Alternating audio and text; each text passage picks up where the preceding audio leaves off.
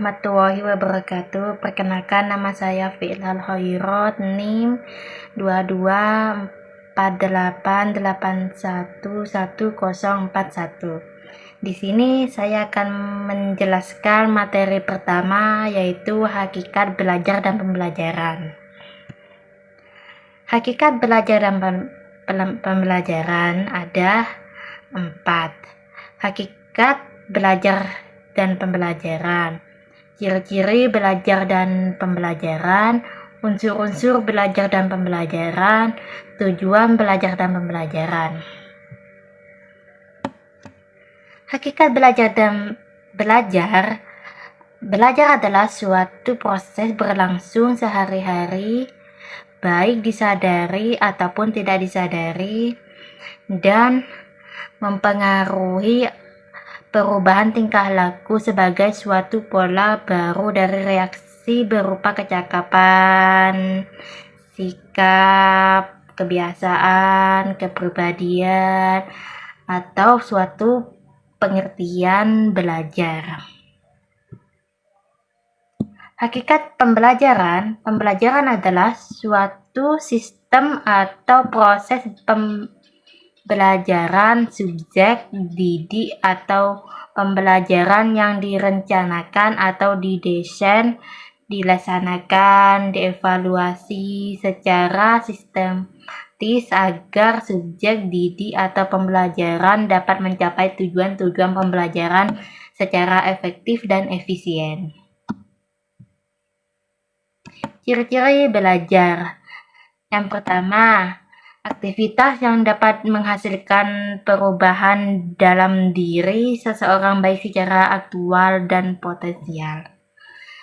Yang kedua, berupa yang didapat sesungguhnya adalah kemampuan yang baru dan ditempuh dalam jangka waktu yang lama, kemudian ini akan tumbuh dan berkembang secara bertahap, tidak dapat bersamaan secara begitu saja. Yang ketiga, perubahan terjadi karena ada usaha dari dalam diri setiap individu. Artinya, tidak ada suatu perubahan yang instan. Ciri-ciri pembelajaran. Yang pertama, adanya interaksi. Yang kedua, hubungan antar komponen-komponen pembelajaran. Yang ketiga, tujuan pembelajaran ditetapkan terlebih dahulu. Pembelajaran harus membuat siswa belajar. Unsur-unsur belajar. Yang pertama, motivasi dan upaya memotivasi siswa. Yang kedua, bahan belajar dan upaya penyediaannya. Yang ketiga, alat bantu belajar dan upaya penyediaannya. Yang keempat, suasana belajar dan upaya pengembangannya. Yang kelima, kondisi subjek yang belajar dan upaya penyiapan serta peneguhannya. Unsur-unsur pembelajaran.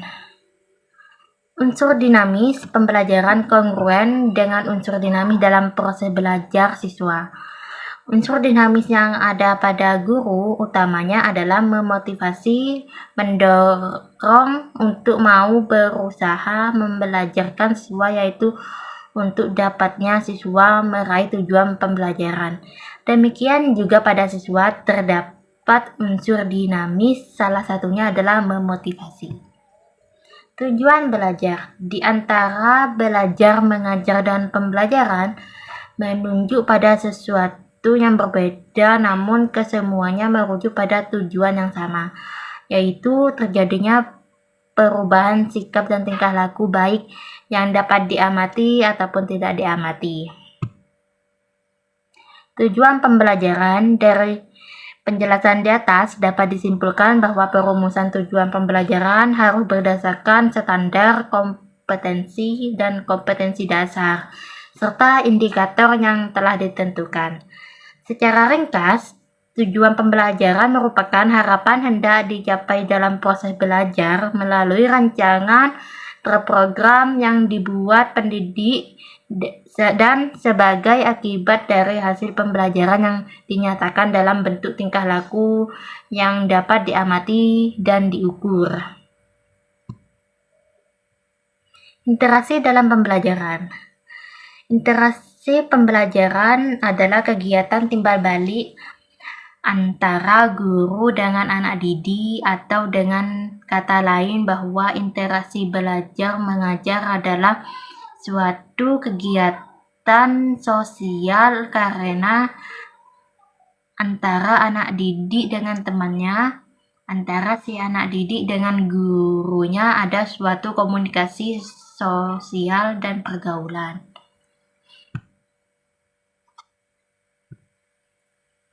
Macam-macam interaksi dalam pembelajaran. 1. Komunikasi sebagai aksi atau komunikasi satu arah.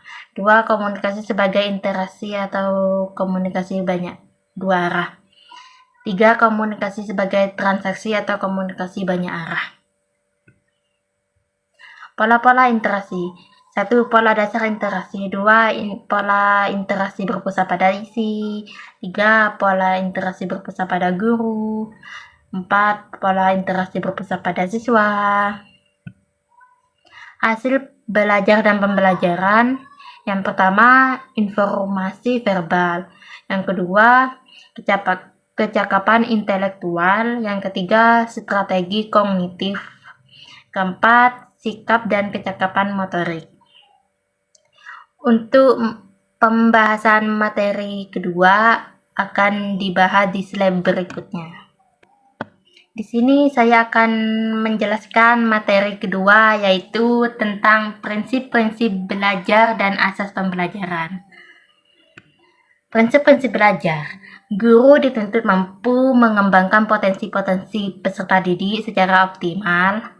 Prinsip pembelajaran harus dapat membuat agar terjadi proses belajar siswa sehingga pembelajaran dapat tercapai sesuai tujuan instruksional.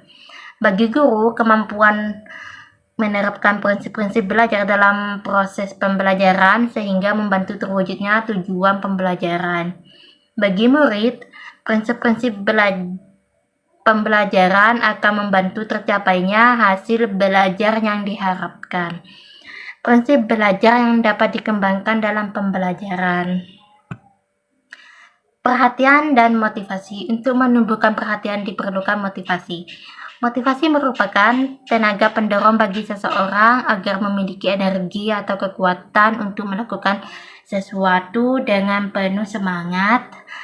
Motivasi adalah suatu perubahan energi dalam pribadi seseorang, ditandai dengan timbulnya afektif atau perubahan sikap, perasaan, dan reaksi untuk mencapai tujuan.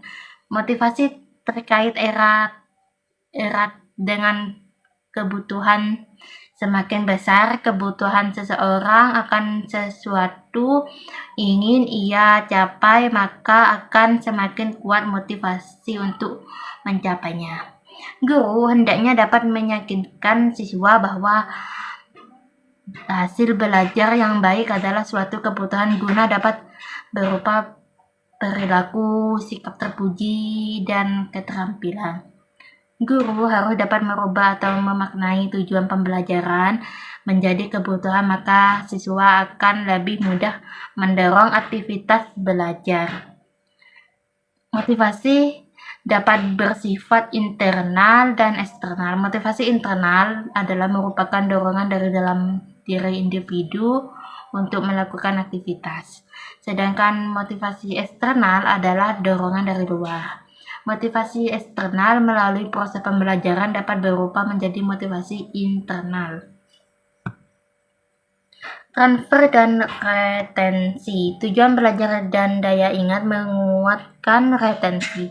Retensi dipengaruhi oleh kondisi psikis dan fisik di mana proses belajar terjadi. Proses saling mempengaruhi dilihat dari sisi bahan ajar yang saling sebelumnya dan selanjutnya bersambungan. Pada setiap akhir pembelajaran diusahakan dibuat pemahaman generalisasi sehingga dapat memperkuat transfer dan retensi. Keaktifan. Prinsip bahwa siswa adalah manusia secara kodrati sebagai makhluk yang aktif yang dapat ke arah positif atau negatif tergantung sikon yang ada. Indikator keaktifan siswa adalah keterlihatan secara optimal baik intelektual, emosional, dan fisik. Untuk mentransfer konsep atau ide dan pengertian kepada siswa, pemindahan dilakukan dengan diinterpretasikan dan dikonstruksikan oleh siswa melalui pengalamannya. Keterlibatan langsung dan berpengalaman. Prinsip belajar adalah hakikatnya adalah suatu perubahan. Keterlibatan langsung siswa dalam proses pembelajaran mencakup intelektual, emosional, dan fisik sehingga siswa aktif belajar. Pengulangan. Menurut teori psikologi, daya belajar adalah melatih daya yang ada pada manusia berpikir, mengingat, mengamati, menghafal, menanggapi. Bila dipakai pendekatan stimulus respon, maka belajar merupakan suatu upaya untuk mengkondisikan dan membiasakan suatu perilaku. Mengajar hakikatnya membentuk suatu kebiasaan sehingga melalui pengulangan siswa akan terbiasa melakukan dengan baik sesuai perilaku yang diharapkan. Tantangan. Agar motif tumbuh, maka bahan ajar dalam pembelajaran harus menantang. Contoh implikasi dalam pembelajaran. Pembelajaran harus berorientasi pada arah, fakta, prinsip, dan konsep. Pembelajaran diarahkan pada kegiatan diskusi. Usahakan pada setiap akhir sesi atau bahan ajar siswa agar membuat kesimpulan. Balikan dan penguatan. Prinsip balikan dan penguatan adalah prinsip teori belajar Skinner. Menurut teori ini bahwa siswa akan belajar lebih giat lagi ketika mengetahui hasilnya lebih baik. Implikasinya adalah pembelajaran bahwa hasil teks atau tugas yang diberikan siswa segera dikembalikan sehingga siswa mengetahui hasilnya, sehingga apabila kurang baik maka akan semangat belajar kembali. Sistem reinforcement atau reward penting dan cepat memotivasi semangat belajar.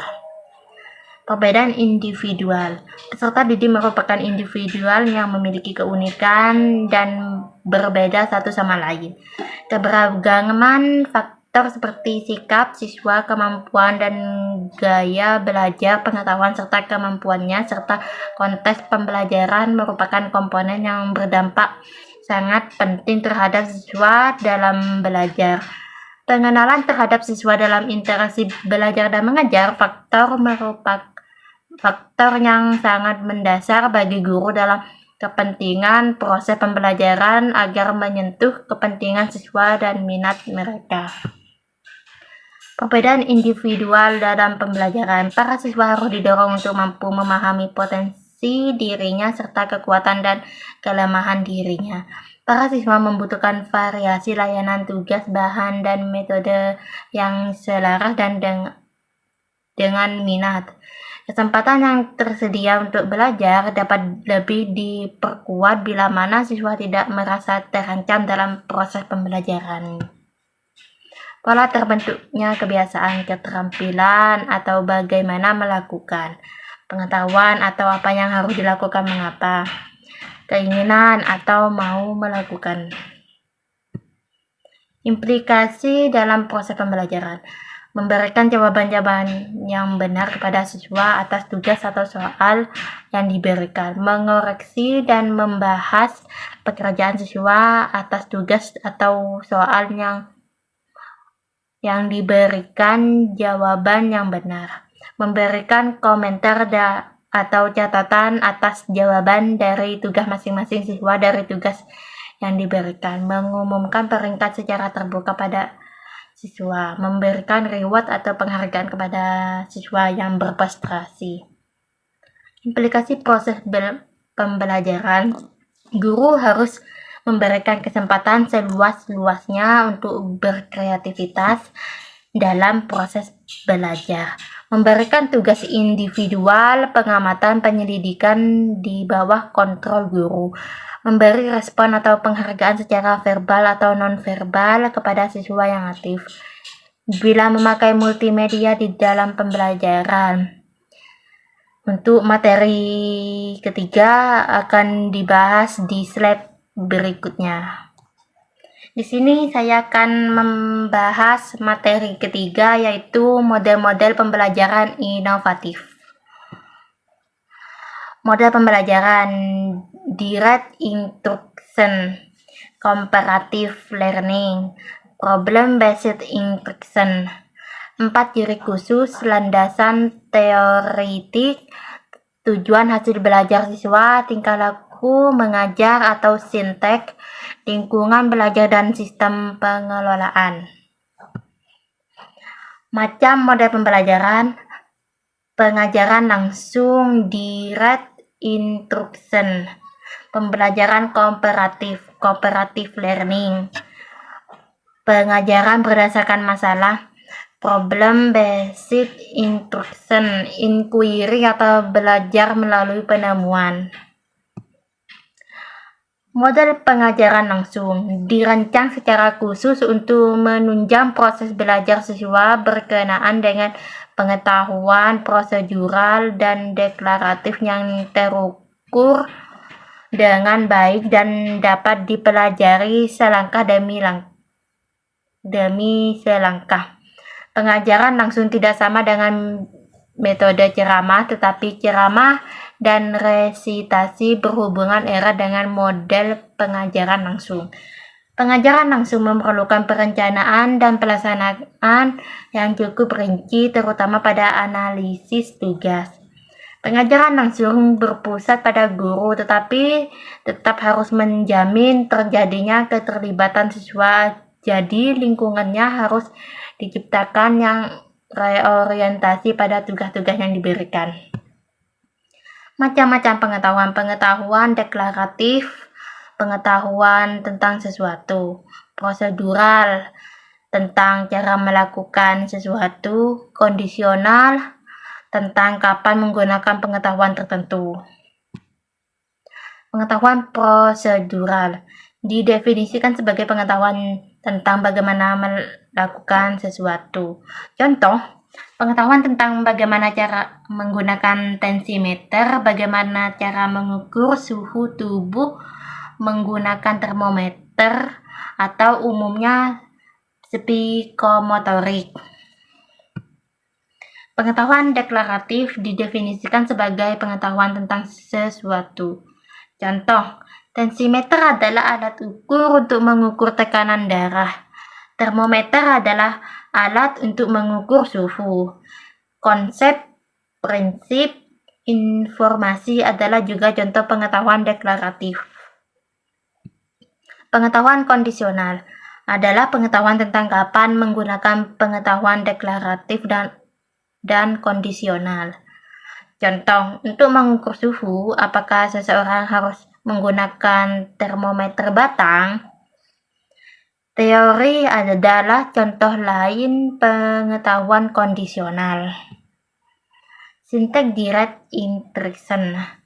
Fase menyampaikan tujuan dan mempersiapkan siswa. Peran guru.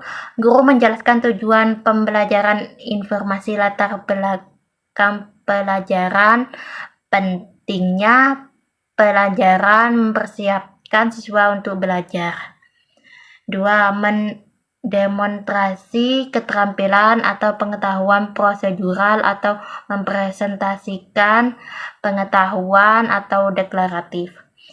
Peran guru. Guru mendemonstrasikan keterampilan dengan benar atau menyajikan informasi tahap demi tahap.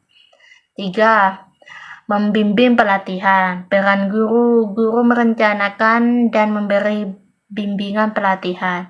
Fase 4. Mengecek pemahaman dan memberikan umpan balik.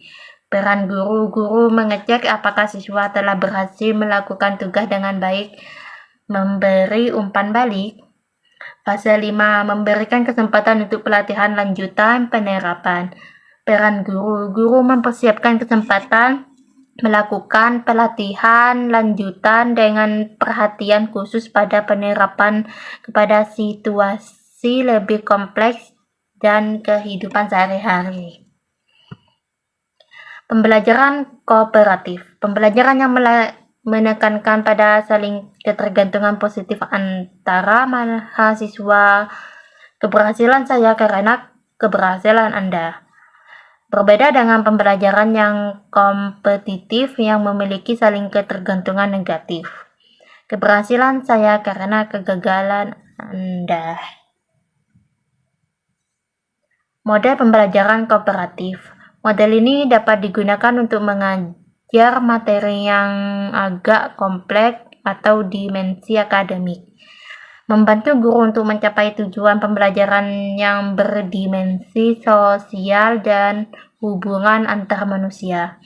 Pembelajaran kooperatif dikembangkan berdasarkan teori belajar kognitif konstruktif dan teori belajar sosial Vygotsky.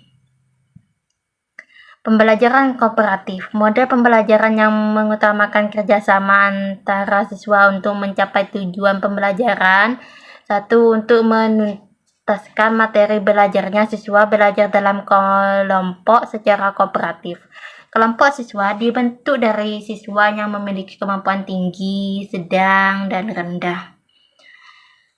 Jika di dalam kelas terdiri dari beberapa ras, suku, budaya, jenis kelamin yang berbeda, diupayakan dalam kelompok pun berasal dari ras, suku, budaya, jenis kelamin yang berbeda pula. Penghargaan lebih diutamakan pada kelompok daripada perorangan. Menggunakan pembelajaran kooperatif berarti mengubah peran guru dari peran yang berpusat pada gurunya ke pengelolaan siswa dalam kelompok-kelompok kecil. Pada pembelajaran kooperatif, tugas penilaian menggantikan pendekatan kompetitif secara tradisional dengan penghargaan perorangan dan penghargaan kelompok. Sinteks pembelajaran kooperatif. Fase 1, menyampaikan tujuan dan memotivasi siswa. Tingkah laku guru. Guru menyampaikan semua tujuan pembelajaran yang ingin dicapai pada pembelajaran tersebut dan memotivasi siswa agar belajar. Menyajikan informasi. Guru menyajikan informasi pada siswa dengan jalan demonstrasi atau lewat bahan bacaan. Mengorganisasi siswa ke dalam kelompok-kelompok belajar. Guru menjelaskan kepada siswa bagaimana cara membentuk kelompok belajar dan membantu setiap kelompok agar melakukan transisi secara efisien. Membimbing kelompok bekerja dan belajar. Guru membimbing kelompok-kelompok belajar pada saat mereka mengerjakan tugas mereka. Evaluasi. Guru mengevaluasi hasil belajar tentang materi yang lebih dipelajari atau masing-masing kelompok mempresentasikan hasil kerjanya. Memberi penghargaan. Guru mencari cara-cara untuk menghargai baik upaya maupun hasil belajar individu dan kelompok. Jenis pembelajaran kooperatif. Student Team Achievement Division State. Jigsaw. Kelompok investigasi. Pendekatan struktural atau TIC. Pair, hair, numbered, head, together. Pembelajaran berdasarkan masalah. Suatu model pembelajaran yang didasarkan pada prinsip menggunakan masalah sebagai titik awal akuisisi dan integrasi pengetahuan baru. Model pembelajaran berdasarkan masalah tidak dirancang untuk membantu dosen atau guru memberikan informasi sebanyak-banyaknya kepada mahasiswa. Membantu mahasiswa mengembangkan kemampuan berpikir, pemecahan masalah, keterampilan intelektual, dan belajar berbagai peran orang dewasa dengan terlibat dalam pengalaman nyata atau stimulasi. Pembelajaran berdasarkan masalah. Pengajuan pertanyaan atau masalah memutuskan pada keterkaitan antar disiplin, penyelidikan autentik, kerjasama, menghasilkan karya peragaan. Problem based learning mengorientasikan kepada siswa autentik, berfokus pada keterkaitan antar disiplin, penyelidikan autentik, menghasilkan produk atau karya, dan memamerkannya. Problem based learning bertujuan mengembangkan pengetahuan, dasar-dasar materi sesuai konteks, keterampilan penalaran ilmiah, berpikir kritis, berpikir tingkat tinggi, melek informasi, keterampilan pengaturan diri, belajar sepanjang hayat, sikap kerjasama, keterampilan interpersonal, meniru peran orang dewasa. Sinteks problem based instruction. Tahap 1, orientasi siswa kepada masalah.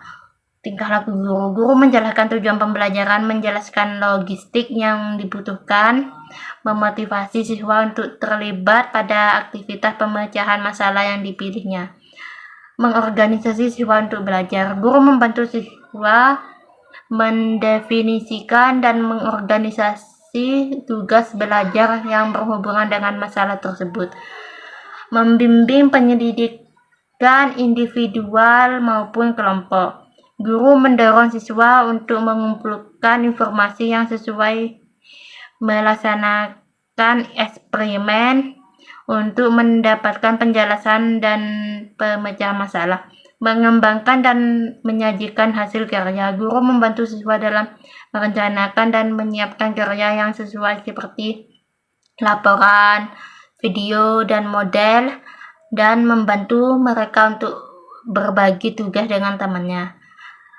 Menganalisis dan mengevaluasi proses pemecahan masalah. Guru membantu siswa untuk melakukan refleksi atau evaluasi terhadap penyelidikan mereka dan proses-proses yang mereka gunakan. Demikian presentasi dari penjelasan materi ini. Saya sampaikan, terima kasih. Assalamualaikum warahmatullahi wabarakatuh.